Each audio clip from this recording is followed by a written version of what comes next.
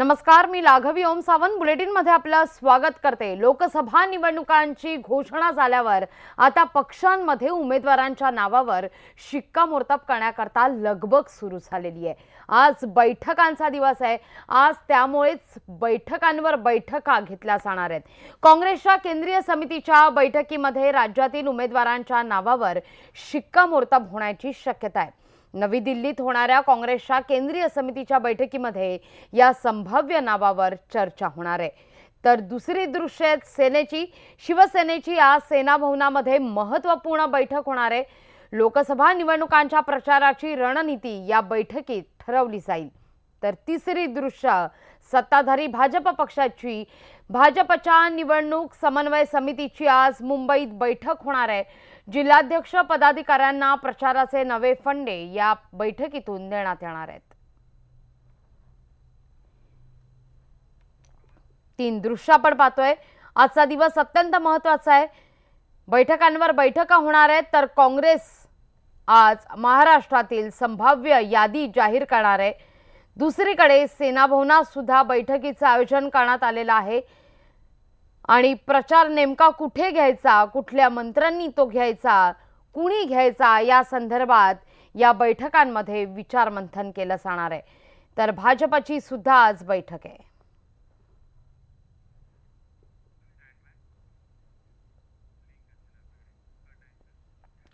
याविषयी अधिक माहिती घेऊया आमचे प्रतिनिधी दिल्लीहून प्रशांत लीला रामदास, सेना भवन परिसरातून उदय जाधव, तर भाजप संदर्भात विवेक कुलकर्णी आपल्या बरोबर जोडले गेलेले आहेत।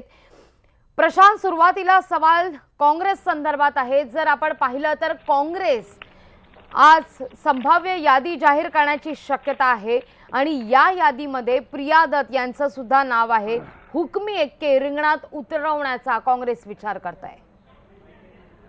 बरोबर आहे लागवी, खास करून जर बघितलं तर हुकमी एक्के जे आहेत लोकसभा निवडणुकीमध्ये उतरण्याचा प्रयत्न काँग्रेसचा असणार आहे। जर आपण यादीकडे लक्ष ठेवलं तर जर लक्षात येतं आपल्याला गडचिरोलीतून डॉक्टर नामदेव उसंडी डॉक्टर नामदेव उसंडी गेल्या लोकसभा निवडणुकीमध्येही उमेदवार होते आणि ज्या पद्धतीने त्यांचं काम आहे, सध्या ते आमदार आहेत आणि ज्या पद्धतीने त्यांनी काम केलेलं आहे त्यामुळे पुन्हा त्यांना एकदा संधी देण्यात आलेली आहे।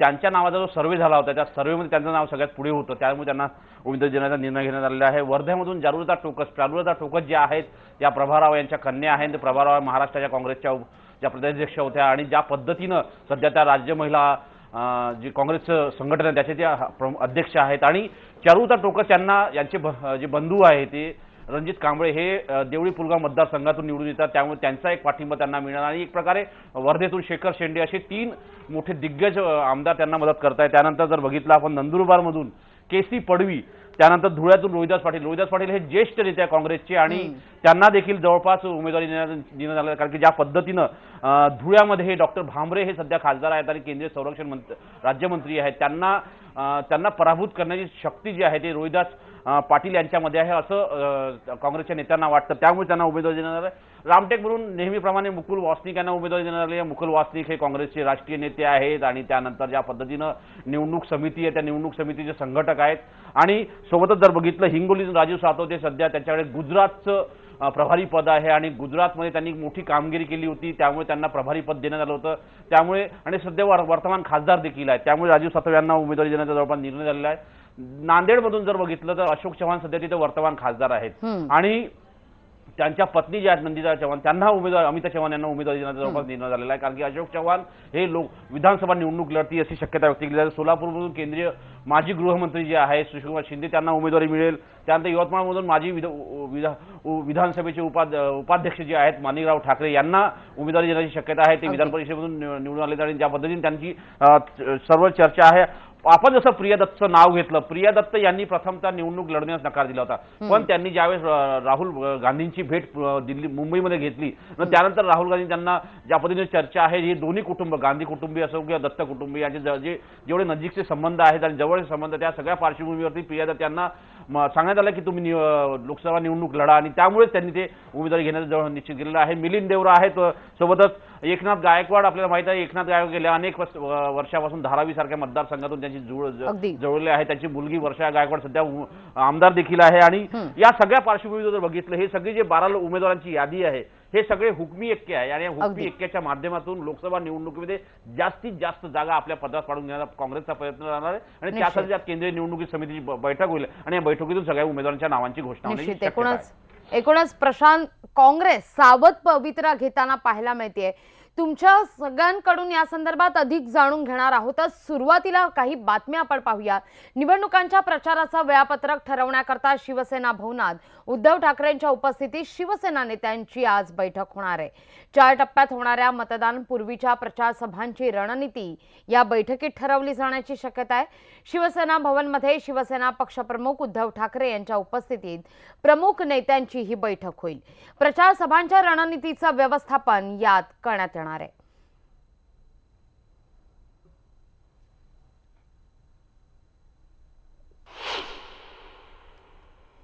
तर मनसेचे 6 नगरसेवक शिवसेनेच्या गळाला लागल्यानंतर आता मनसेचा एकमेव आमदारांना सुद्धा घरवापसी करण्याचा निर्णय घेतलाय. मनसेचे महाराष्ट्रातील एकमेव आमदार शरद सोनवणे आज दुपारी शिवसेना पक्षप्रमुख उद्धव ठाकरे यांच्या हजेरीत पुन्हा एकदा शिवसेनेत प्रवेश करणार आहेत. सोनवणे हे जुन्नर विधानसभा मतदारसंघाचे मनसेचे आमदार आहेत. गेल्या विधानसभा निवडणुकीदरम्यान शिवसेनेनं उमेदवारी नाकारल्यानं त्यानं मनसेत प्रवेश करून निवडणूक जिंकली होती.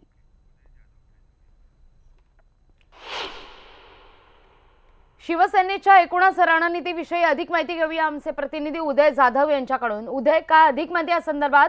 या बैठकीला साधारणतः सेना भवनात कधी सुरुवात होईल, का माहिती मिळते? आज दुपारी साधारणतः 2 वाजता जुन्नर विधानसभेचे मनसेचे एकमेव महाराष्ट्रातले जे आमदार आहेत शरद सोनवणे यांचा शिवसेना पक्षामध्ये प्रवेश होणार आहे. त्या प्रवेशाच्या वेळेला ते मोठं शक्ती प्रदर्शन देखील करणार आहे. आत्ताच पहाटेपासूनच जुन्नरमधून हजारोंच्या संख्येने गाड्या ज्या आहेत त्या शिवसेना भवनच्या दिशेने निघालेल्या आहेत. मोठी गर्दी होणार आहे कारण लोकसभा निवडणुका जवळ आलेल्या आहेत, घोषित देखील झाले आहेत. त्यानंतर येत्या 6 महिन्यांनी महाराष्ट्राच्या विधानसभा निवडणुकांची देखील तयारी जी आहे ती सुरू होणार आहे. त्यामुळे आत्तापासूनच सगळी पायाभरणी जी आहे ती सुरू झालेली आहे. शरद सोनवणे यांच्या शिवसेना पक्षप्रवेशामुळे शिरूर लोकसभा मतदारसंघामध्ये शिवसेनेची ताकद जी आहे ती वाढणार आहे. त्यामुळे साहजिकच शिवाजीराव आढळराव पाटील हे शिवसेनेचे विद्यमान खासदार आहेत आणि ते स्वतः पुढचे उमेदवार देखील असणार आहे. त्यांना एक प्रकारे बळ मिळणार आहे. आणि सगळ्यात महत्त्वाचं म्हणजे आज शिवसेना भवनमध्ये शिवसेना नेत्यांची महत्त्वाची बैठक देखील होणार आहे. कालच लोकसभा निवडणुकांचं जे बिगुल वाजलेलं एकूणच तारखा आणि वेळापत्रक जे आहे ते जाहीर झालेलं आहे. महाराष्ट्रामध्ये एकूण 4 टप्प्यांमध्ये वेगवेगळ्या ठिकाणी मतदान होणार आहे. सर्वात आधी विदर्भामध्ये मतदान होणार आहे. त्यामुळे विदर्भापासूनच प्रचाराच्या तोफा ज्या आहेत त्या धडाडणार आहे. आणि त्याचंच एकूण वेळापत्रक नुसार जे सगळं रणनीती सभा दौरे आहेत आणि ज्या काय रॅलीज असणार आहेत, एकूण रोड शोज असणार यांचं सगळं नियोजन जे आहे रणनीती ती आज शिवसेना भवनामध्ये त्याला अंतिम स्वरूप जे आहे ते देण्यात येणार आहे. त्यानुसारच शिवसेनेचे एकूणच प्रचाराचा जो ट्रॅक असणार आहे तो कसा असणार आहे ते एकूणच जाहीर होण्याची देखील शक्यता आहे. एकूणच बघितलं तर शिवसेनेने या आधीपासूनच खूप मोठी जय्यत अशी तयारी केलेली आहे. शिवसेनेचे सध्याचे विद्यमान 18 लोकसभाचे खासदार आहेत ते कायम राहण्याची शक्यता आहे. फक्त मावळ आणि उस्मानाबाद या 2 लोकसभा मतदारसंघातले जे उमेदवारांसंदर्भात प्रश्न अजूनही कायम आहे, तिथे अजून शिक्कामोर्तब करण्यात आलेले. उर्वरित सर्व खासदारांना कामाला लागा असे थेट आदेश मातोश्रीने दिलेले आहेत. आणि त्याचबरोबर सगळ्यात महत्त्वाचं म्हणजे सातारा आणि लोकसभा ज्या आहेत महत्त्वाच्या तिथली जे उमेदवार आहेत ते ठरवण्यासाठी देखील खूप मोठी चढाओढ जी आहे ती शिवसेनेमध्ये दिसून येते. काही बाहेरचे उमेदवार देखील शिवसेनेमध्ये प्रवेश करणार असल्याची सूत्रांकडून माहिती मिळते. त्यानुसार निश्चित कोणाला उमेदवारी मिळणार सातारा लोकसभामधून, कारण सातारा लोकसभा ही शिवसेनेच्या वाटेला आहे. त्यामुळे तिथून कोण उमेदवार असणार याकडे देखील सर्वांचं लक्ष लागलेलं आहे. एकूणच लोकसभेसाठी शिवसेनेने त्यांची जी तयारी आहे ती जोरात सुरू केलेली आहे. निश्चित उदय, तुमच्याकडून या संदर्भात अधिक जाणून घेणार आहोतच, पण भाजपच्या निवडणूक समन्वय समितीची सुद्धा मुंबईत आज बैठक होणार आहे. या बैठकीमध्ये जिल्हाध्यक्ष पदाधिकाऱ्यांना प्रचाराचे नवे फंडे दिले जाणार आहेत. दादर इथल्या भाजपच्या कार्यालयात ही बैठक ठेवण्यात आलेली आहे आणि या बैठकीला भाजपच्या 25 लोकसभा मतदारसंघातील जिल्हाध्यक्ष आणि महत्त्वाच्या स्थानिक पदाधिकाऱ्यांना बोलवण्यात आलंय. यावेळी आगामी लोकसभा निवडणुकीसाठी काय रणनीती आखायची, आचारसंहितेचं पालन करून कसा प्रचार करायचा याची माहिती देण्यात येणार आहे. या बैठकीला राज्याचे मुख्यमंत्री देवेंद्र फडणवीस, प्रदेशाध्यक्ष रावसाहेब दानवे हे मार्गदर्शन करतील. या बैठकी प्रचारादरम्यान जाहीर सभा कुठे घ्यायच्या, कुठल्या नेत्याच्या त्या प्रचार सभा ठेवायच्या, ज्याचा फायदा होऊ शकतो या सगळ्या परिस्थितीचा आढावा घेतला जाणार आहे आणि त्यानंतरच सभा आणि प्रचाराची रणनीती आखली जाईल.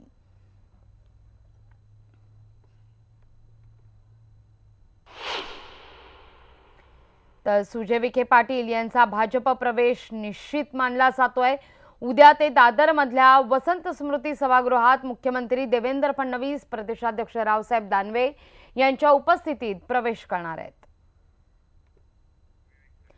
याविषयी अधिक माहिती घेऊया आमचे प्रतिनिधी विवेक कुलकर्णी यांच्याकडून। विवेक, का अधिक माहिती या संदर्भात? गेल्या अनेक दिवसांचा खरं तर हा प्रश्न होता, अनेक खल या प्रश्नावरून सुरू होते। अखेर सुजय विखे पाटील हे भाजपमध्ये जात असल्याचं स्पष्ट होत आहे आणि भाजप सुद्धा आज रणनीती बैठकीदरम्यान ठरवते आहे।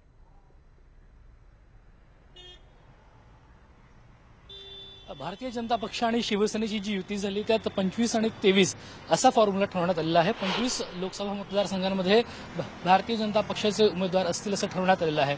त्याच्यामुळे या 25 जे लोकसभा मतदारसंघ आहेत तिथे सगळे जिल्हाध्यक्ष त्याचबरोबर जे महत्त्वाचे स्थानिक पदाधिकारी आहेत ते आज या बैठकीला येतील। या बैठकीसाठी मुख्यमंत्री देवेंद्र फडणवीस आणि प्रदेशाध्यक्ष रावसाहेब दानवे असतील, हे दोन्ही नेते आपल्या पक्षाच्या कार्यकर्त्यांना मार्गदर्शन करणार आहे।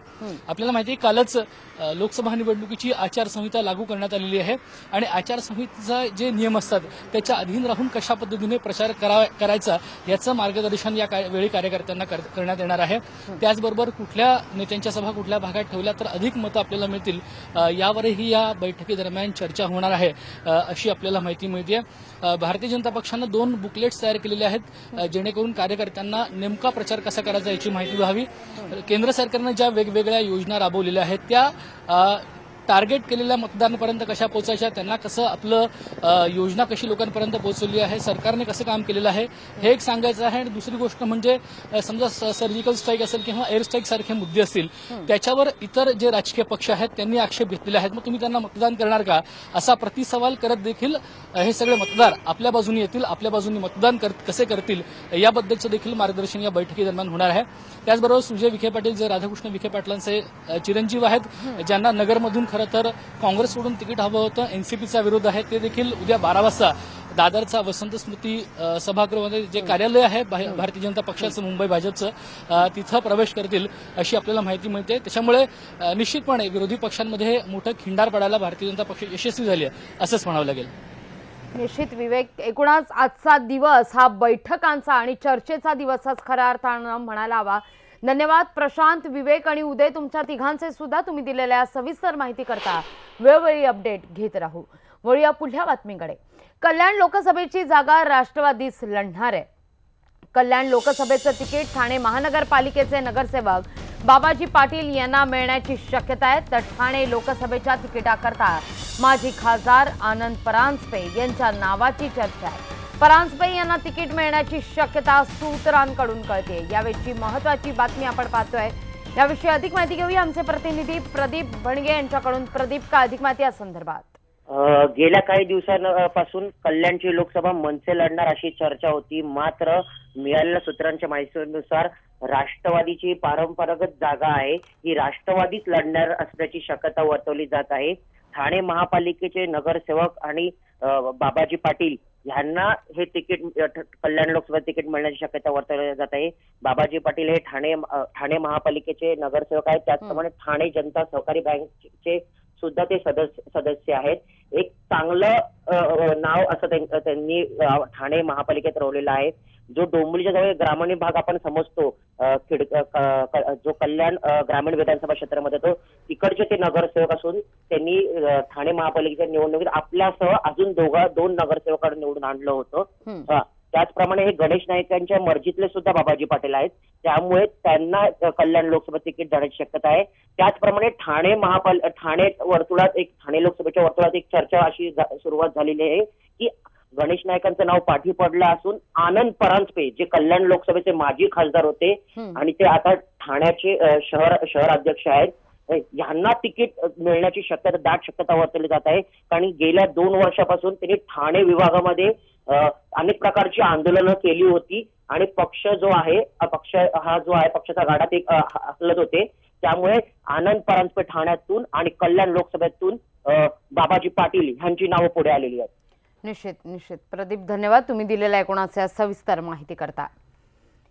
एकूणच राजकीय वर्तुळामध्ये अनेक घडामोडी घडताना पाहायला मिळतात, कारण निवडणुकांचं बिगुल वाजलेलं आहे। या संदर्भात बित्तम बातमी तुमच्यापर्यंत पोहोचवणार आहोत, पण वेळ झाली एका छोट्याशा ब्रेकची। लगेचच परत येतो। भाजपच्या मुंबईतील कार्यक्रमात परराष्ट्र मंत्री सुषमा स्वराज आणि मुख्यमंत्री देवेंद्र फडणवीस विरोधकांवर चांगलेच बरसले।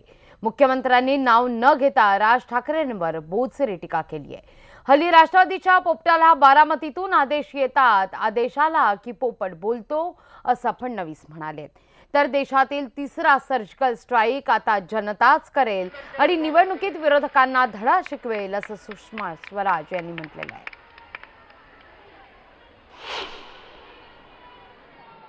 गल्लीतले लोक देखील आजकाल बोलायला लागले।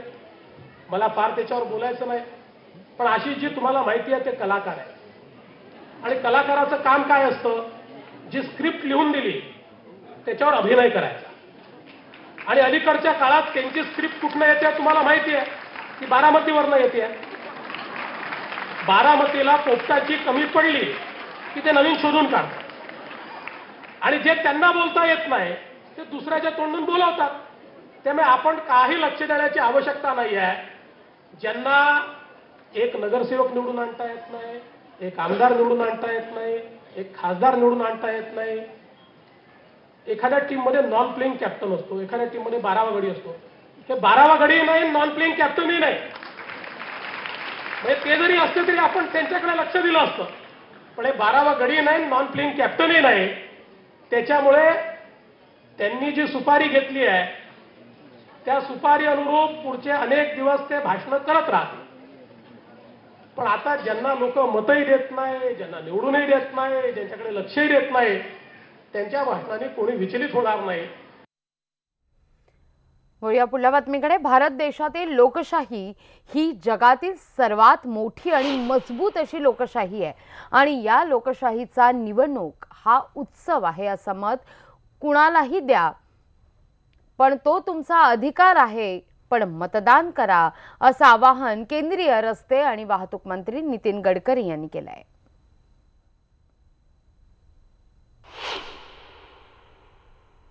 आपलं भारतीय निवडणुका म्हणजे जगातला सगळ्यात मोठा एक आकर्षणाचा विषय आहे। हा वर्ल्ड रेकॉर्ड आहे आणि भारत हा जगातली सगळ्यात मोठी लोकशाही आहे आणि त्याची ही सगळ्यात मोठी निवडणूक आहे। सगळ्या जनतेने याच्यात आनंदाने सहभागी व्हावं आणि आपलं मतदानाचा हक्क बजवावा। कोणाला मत द्यायचा आपला अधिकार आहे, पण हक्क बजवावा आणि दुसरं जात पंथ धर्म भाषा याचा विचार न करता विचार करून ज्याला योग्य वाटेल त्याला मत द्यावं आणि लोकतंत्र मजबूत करण्याकरता या लोकतंत्राच्या महाउत्सवामध्ये सगळ्यांनी सहभागी व्हावं असं आव्हान आहे। आणि मला विश्वास आहे की आपल्याकडे देखील नागपुरात सगळे लोक याच्यात उत्साहाने मतदान करतील आणि शांततेने कायदा सुव्यवस्था सांभाळून आपण नक्कीच हा लोकोत्सव लोकशाहीचा उत्सव यशस्वी साजरा करू। जैश ए मोहम्मदचा फारसा परिचित नसलेला 23 वर्ष वयाचा आणि व्यवसायाने इलेक्ट्रिशियन असलेला दहशतवादी मुद्दसीर अहमद खान उर्फ मोहम्मद भाई यानं पुलवामा हल्ल्याची योजना आखलेली होती। फरारी असलेल्या मुद्दसीरचा राष्ट्रीय तपास यंत्रणा कसून शोध घेत आहेत। याविषयी अधिक माहिती घेऊया आमचे प्रतिनिधी प्रशांत नीला रामदास यांच्याकडून। प्रशांत, काय अधिक माहिती या संदर्भात? त्राल इथला राहणारा रहिवासी असल्याचं कळत आहे। बरोबर, त्राल इथला रहिवासी असलेला हा मुद्दसीर जो आहे